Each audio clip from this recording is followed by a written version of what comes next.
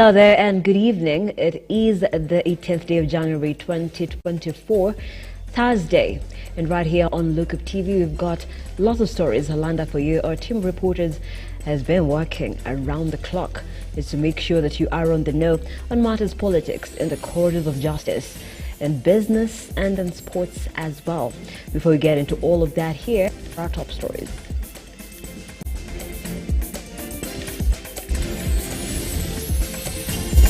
Tonight on Look Up News, controversial Pastor Paul Mackenzie and 94 others charged with terrorism in the deaths of 429 followers in Shakahola Forest. Deputy President Rigathi Gachagua drops petition pushing for the removal of Judge Esther Minor and gives room for dialogue. Kenya is not selling KICC. Government spokesperson Isaac Mauro clarifies as he gives Kenya Kwanza performance report 16 months in office. Once more, welcome to the broadcast. I am Nancy Nalima. Our sign language interpreter for tonight is Philista Adundo. Do stay with us as we bring you up to speed with the latest. The hashtag is LookUpNews at Lookuptv on X, Lookuptv on Facebook, and Lookuptv on our YouTube channel. Let's begin. Controversial preacher Paul Mackenzie, his wife and 93 others have denied the charges of terrorism leveled against them. The Good News International preacher, who appeared before Shanzu Senior Principal Magistrate Joe Omido, is accused of inciting his followers to stab to death to meet Jesus. Magistrate Omido remanded them until February 6th, when the bail application will be heard. Stanley Lugaria now reports. Controversial preacher Paul Mackenzie, his wife Rhoda Mombua and 93 other followers were today arraigned before Shanzu Magistrate Joe Omido to face 5 more charges including murder, terrorism, transporting his followers to the Shakahola Forest, and extreme training that contributed to the death of more than 429 of his followers. The IO shall serve the Defense Council with copies of the charge sheet, statements and documentary exhibits that the state depends to rely upon. The leader of the prosecution, Victor Mule, in collaboration with Jamii Yamina, have put Mackenzie at the center stage of the Heinous Act for 4 of the 5 charges in the Shakahola Forest massacre, together with his followers including Smart Mwakala through the Good News International Ministries criminal group, and 1 other count of receiving extreme training targeting his followers. The affidavit is on record and it's sworn on 17th January 2024 and filed today. We have served the 2 advocates for the accused person who are present today in court. So we will take directions on the hearing of that application for objection to bond. Mackenzie's wife Rhoda Mombua also found herself on the frying pan for associating with her husband for the crime of possession of videos and booklets containing messages and training of extremism against the laws of combating terrorism in their home located in Furunzi, Malindi, Kilifi County. Efforts by Mackenzie's lawyer Wycliffe Makasembo to request his client to be released on bail were opposed by the prosecution. However, Judge Joe Omido recused himself from the hearing of the case, with the bail hearing set for the 8th of next month before another judge. By all the accused persons to apply for bond. The state is opposed to the release of all the 95 accused persons on bond or bail, For the reason that as I previously handled a related matter concerning 65 of the accused persons who are before me, which related to issues to do with the pretrial detention and therefore issues to do with bonds, it is my view that this matter should now be handled by a different court, and this file will therefore be allocated to Honorable Juma, Principal Magistrate Court number 3. Again, because I'm aware Honorable Shikanda has been handling similar applications. Stanley Lugaria, Lookuptv, Nairobi. Thank you, Lugaria. Moving on, Deputy President Rigathi Gachagua has backtracked on his plan to file a petition for the removal of Judge Esther Minor from office. In a statement issued on Thursday, the Deputy President's office said the move had been prompted by the need to allow for dialogue between the executive and the judiciary on the conduct of judicial officers. This comes after the second-in-command faced criticism from various quarters who accused him of belittling and publicly dragging a judge into political issues. judge through corruption declared my hard-earned wealth proceeds of crime without giving me an opportunity to be heard. Against the rules of evidence, where he who alleges must prove, we made an application to cross-examine the investigator akakataa kwa sababu anajua there is no case. Na evidence tuko nayo vile ilifanyika. So 2:15 Thursday, my lawyers are preparing, mimi mwenyewe, because he has challenged us. Those were the sentiments of Deputy President Rigathi Gachagua during a Thanksgiving service in Iten, Elgeyo Marakwet County last Sunday. Sentiments that didn't go well with a section of Kenyans, with the DP coming under fire for belittling the High Court judge. I'm waiting to see whether Chief Justice will receive Gachagua when it's Thursday. He said he's going to lead a protest. I want to see that, because that will be the culmination of absurdity. With today being the day when Gachagua was expected to submit the petition to the Judicial Service Commission chairperson Martha Koome, the DP was a no-show. However, in a statement to newsrooms, Gachagua explained his decision for not showing up, noting that he had opted to drop the petition. The statement read in part, Deputy President Rigathi Gachagua notes the current national discourse on judicial transparency and application of Article 10 of the Constitution of Kenya on the conduct of judges and other judicial officers. He welcomes the statement by Chief Justice Martha Koome, inviting dialogue on the critical issue of accountability of the judiciary, which President William RUTO has embraced. The said dialogue has, however, been rubbished by the opposition coalition, who continue to urge CJ Martha Koome not to honor, with the head of state slamming the opposition for their stance. There's nothing to negotiate. Absolutely. And I'll be very disappointed if Chief Justice Koome was to fall for that obvious trick. Please, Madam Martha Koome, don't compromise the independence of the judiciary by going to bed with the executive. There's nothing to be discussed between you and the executive. Mimi nimekubali kwa heshima, nitaketi chini na viongozi wa mahakama, nitaketi chini na viongozi wa bunge, tutatue hii matatizo, ndio maendeleo ya Kenya iende mbele. Tunaelewana? Sasa tena mimi nasikia mtu ya kitendawili amesema ati tusiongee. Sasa mimi nashangaa hii dunia. Si mimi niliongea na yeye juzi. Ian Kitani, Lookuptv. And shifting gears, learning at St. Gabriel's Isongo Secondary School in Mumias East constituency has been crippled after the Teachers Service Commission transferred all 17 teachers at the school on Thursday. As Henry turned in our files, the transfer comes a week after angry parents forcefully ejected the school principal David Wanjala and Director of Studies Godfrey Masibo for posting poor results in the last year's Kenya Certificate of Secondary Education exams. Different from the scenes that were witnessed on Saturday last week when irate parents stormed Gabriel Isongo Primary School in Kakamega to demand the immediate transfer of the head teacher over poor results in the KCPE exam last year, today the picture was different as parents appeared calm and in deep thoughts after reports emerged the Teachers Service Commission had cracked the whip, transferring all the 17 teachers to other schools, leaving this learning facility in a state of confusion. Kuna mashule watu waliandamana wakafanya uharibifu mkubwa. TSC haijawahi toa walimu. Sisi ni Wakenya, walipa ushuru, tunalipa ushuru kwa walimu, tunalipa ushuru kwa madaktari, tunalipa ushuru wa kila mtu.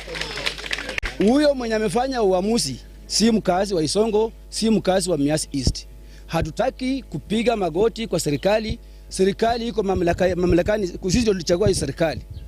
Umuhimu wa masomo kwa mtoto si kitu ya kuchezea. KUBET imesimama tayari kusimama na walimu, na sisi kama wazazi naomba pia tupate mwakilishi ambaye atasimama na wazazi, atutetee, tupate walimu. Today parents alongside Board of Management of Isongo Primary School had a crisis meeting to deliberate on the way forward.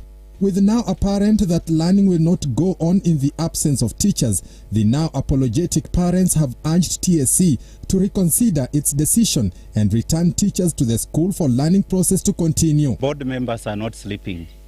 mmeambiwa ya kwamba tunaenda mkutano hata baada ya mkutano huu. Lengo letu ni kwamba tuweke mikakati ili masomo ya wanafunzi yaendelee. Tuweke mikakati ili hata kama ni kesho kutwa tuongee na TSC tukishirikiana na Ministry of Education ili tupate kutatua yale ambayo yametokea. Negotiations will go on. Sasa shule iko kwa mkono ya board of management. Board of management wanajadiliana na tutapata suluhu on the way forward what we'll have to do, because one, we have to negotiate with the Teacher Service Commission ndio tuone vile tunaweza pata walimu wale watafunza watoto wetu. Area leaders adding their voice to the statement by parents, urging the TSC to move with speed to address the standoff to avoid the school from shutting down. I want to ask that all the teachers who have been transferred to Bumini, who have been transferred to Ebusia, to return back. On Saturday, disappointed parents stormed the school and frog-marched the head teacher as they raised complaints against a series of poor results in national exams. It is not clear when the TSC will address the current impasse so that the over 500 students can resume their studies. Henry Tendanyula, Lookuptv. Thank you, Tende. Now, Senior Counsel Ahmed Nasser Abdullahi has now been barred from appearing before the Supreme Court over what the court termed as years of consistent, distasteful remarks made against the institution and its judges on various media platforms. The Supreme Court, in a letter drafted by the Registrar L.M. Washira, also barred employees of Ahmed Nasser's law firm from filing cases before it, while acknowledging that the decision will also affect the vocal advocates' client list and their respective cases. The letter read in part, "It is the decision of this court that henceforth and from the date of this communication, you shall have no audience before the court, either by yourself, through an employee of your law firm, or any other person holding brief for you, or acting pursuant to your instructions." The flamboyant city lawyer is accused of running a smear campaign against the Supreme Court as well as the 7-judge bench through relentless accusations of corruption and incompetence.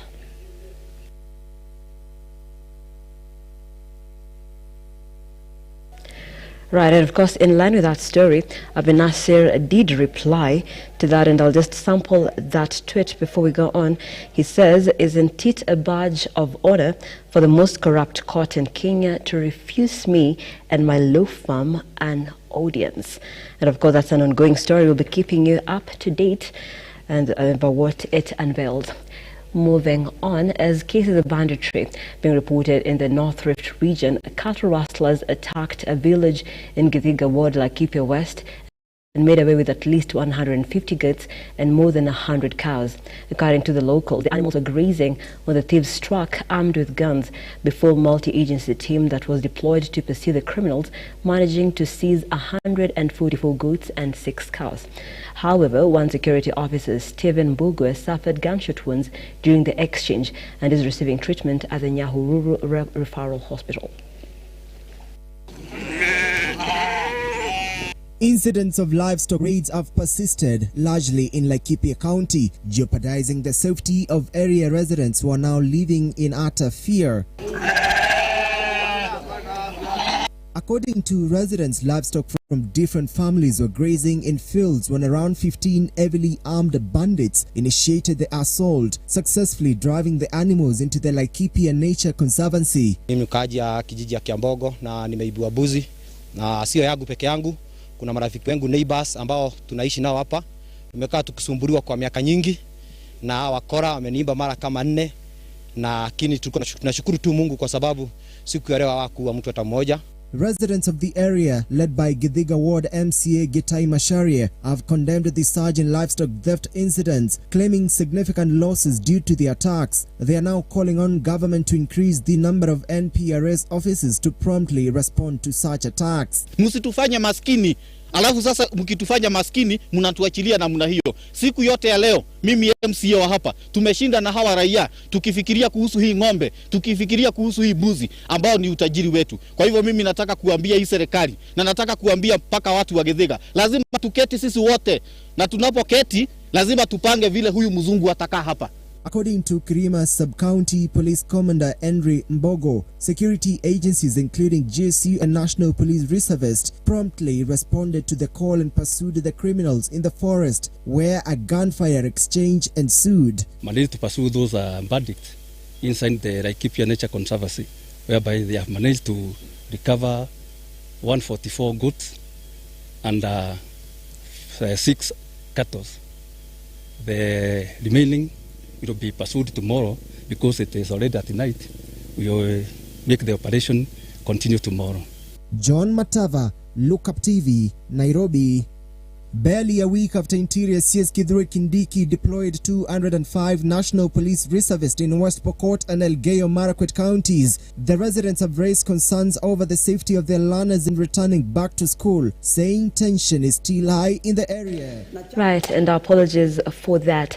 Moving on, a section of Kisii County residents have voiced their support for the affordable housing program, noting that it will help dignify every Kenyan. This was during public participation on the housing bill conducted by the Departmental Committee on Finance and National Planning, led by Molo MP Kimani Korir. The chairperson denied the allegations of disregarding court orders by continuing with the public participation, insisting that they haven't contravened any court order. Hiyo mlati ambao mmeleta sio mbaya, ni kitu kizuri kwa sababu nyumba tunazo si nzuri. Watu wengi hawana nyumba nzuri. Wale wasasi ambao hawana nyumba wakichukuliwa hapo wapewe hizo nyumba, na wenyewe watafurahia kwa sababu hawajarana nyumba ambayo iko permanent hata mmoja. Wakiona hivyo watafurahia sana. We are not in contravention of any court orders. In any case, yesterday we got a green light from the court saying expressly that the court did not stop public participation in any other form. What they stopped was the previously advertised public participation that required members of the public to send written memoranda, to drop physical copies, and to sell email addresses, because that would have locked out very many majority of Kenyans that would not been able to take their views. I'm happy that Kisii County was one of those counties which was selected to do public participation, and people have done it properly. People have given their memoranda from the top people, professor, to the bottom, and I'm sure what we have heard here is exactly the feeling of the people of Kisii County, and I'm satisfied that the people of Kisii County have been heard, and their views, it's now our duty to take them to Parliament so that Parliament can make a proper declaration. This is Lookup News. So much more we have prepared for you on the other side. Let's take a break.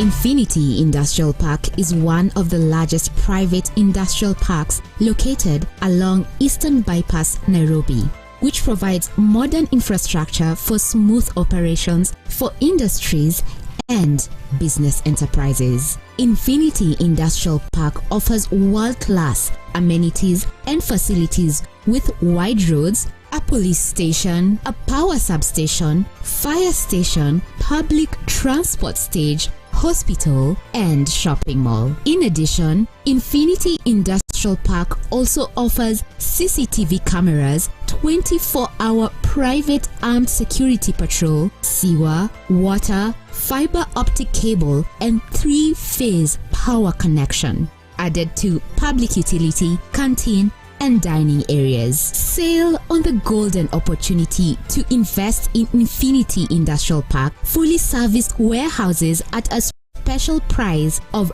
3,569 Kenyan shillings per square foot. For more inquiries, visit our website infinityindustrialpark.com.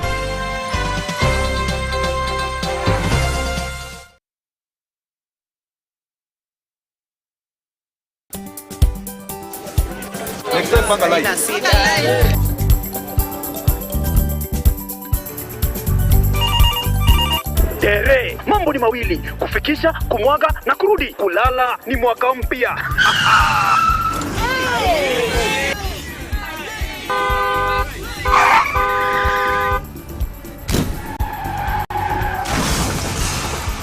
Bua muka we mse. Nini mbaya? Wewe kwani wani vile dereva anaendesha gari vibaya, lazima tususe. Anaendesha gari na kwa simu the whole time, hata angalia barabara. Msanii dereva tusimame. Wewe dereva wewe, mwaka iliyopita peke yake watu zaidi ya 3,000 walipoteza maisha yao barabarani kwa sababu ya tabia kama hizo. Hautatuangamiza tukiona. Naomba msamaha, nitampeleka vizuri. Si wameomba msamaha. Sasa tuende tusafiri kwa mwendo wa aste. Dere Smart hufikisha abiria salama. Ujumbe huu umeletwa kwako na NTSA kwa ushirikiano na European Union.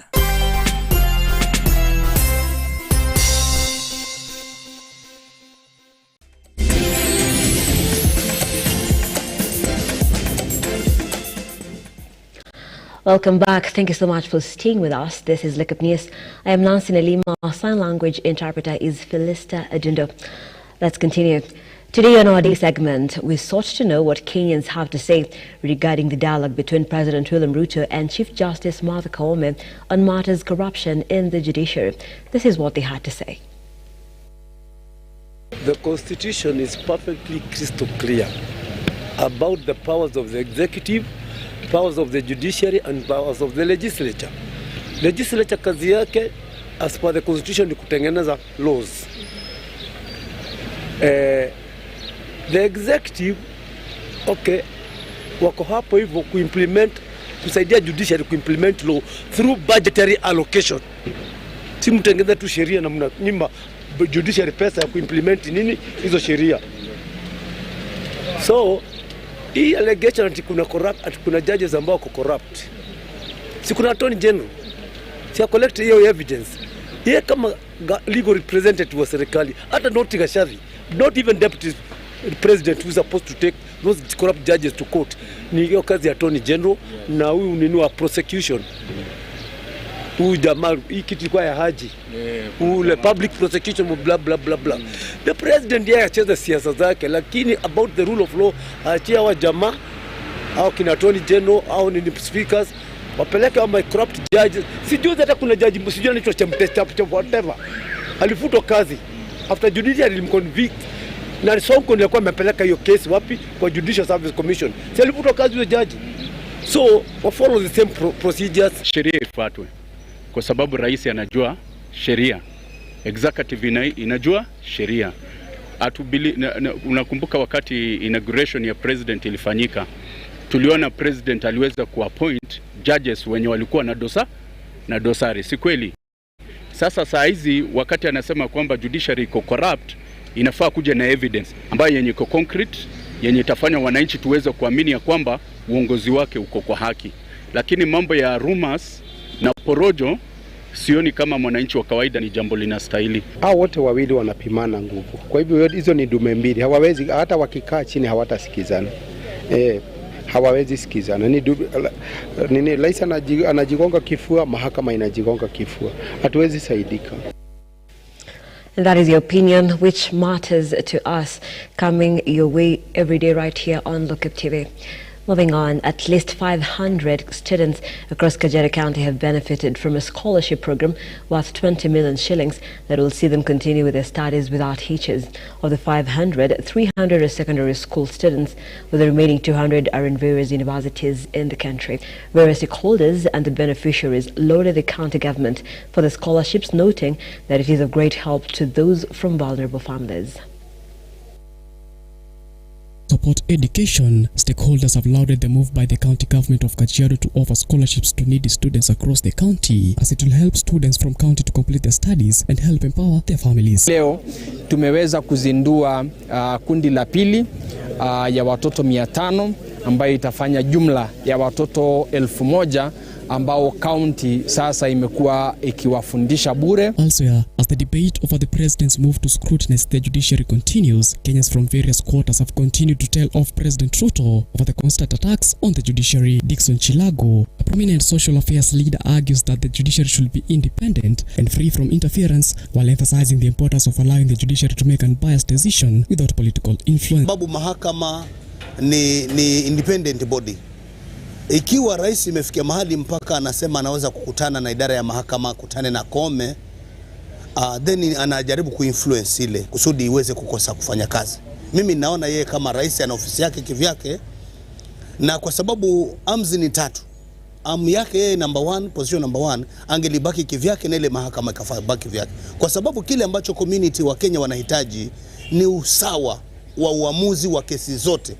Defense Cabinet Secretary Aden Duale has warned citizens and business people from encroaching the Garissa airstrip land, noting that a stern action will be taken against the perpetrators. Speaking during the inspection of the rehabilitation works of the Garissa airstrip, Duale said that the people who have encroached the land will be evicted and warned on further grabbing of the piece of land. As we leave to start the works, the phase 1 of the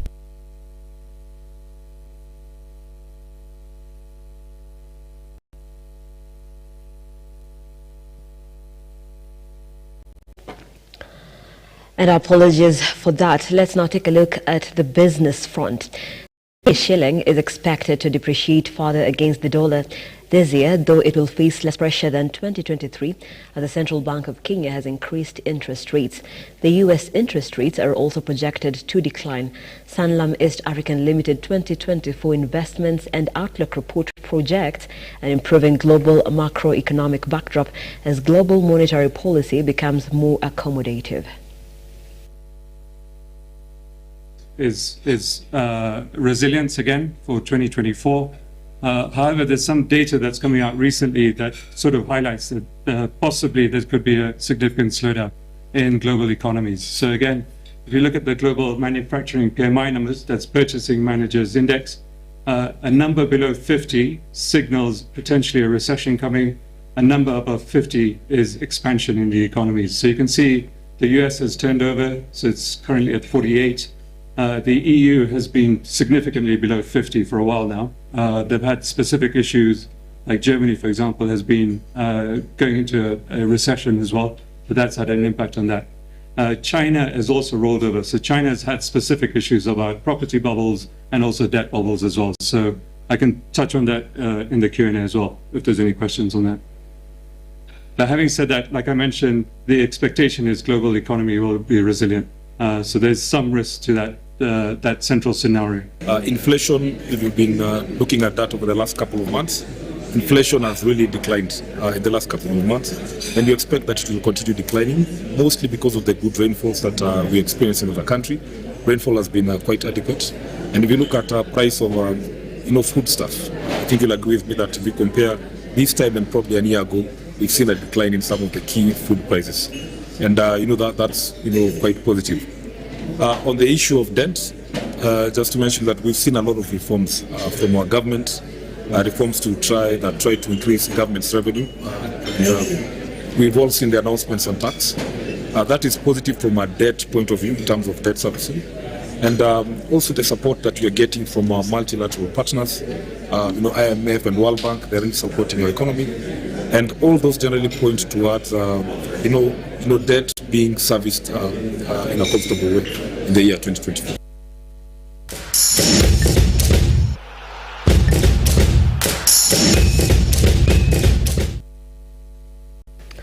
Let's now get sporty. KCB RFC head coach Curtis Olaga has urged his squad to gear up when they take on Strathmore Lears in Kenya Cup fixture this weekend at the Den in Ruaraka. The Bankers have been in good form of winning since the beginning of the season, picking up 4 straight wins in the last 4 matches, maintaining their second position in the current standings with 20 points behind the league leaders Cabras, who lead by points differences.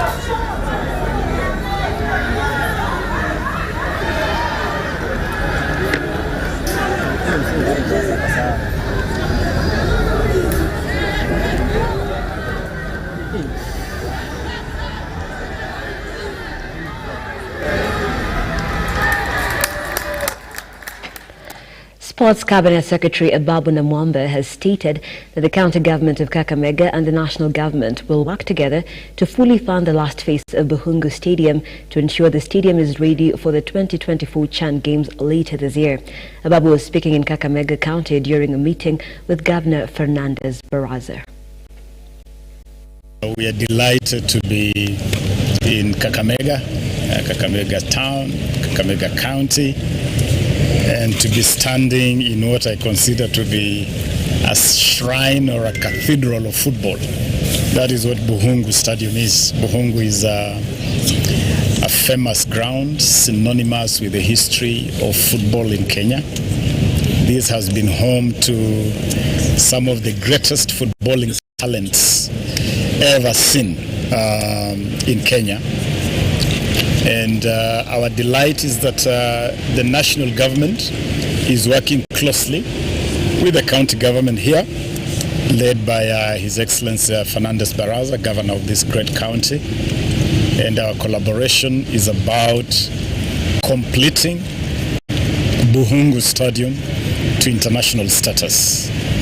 We have made this clear before that this stadium is important in the general frame or the general ecosystem of sports in the country. We have seen the incredible potential that this stadium bears in hosting significant events.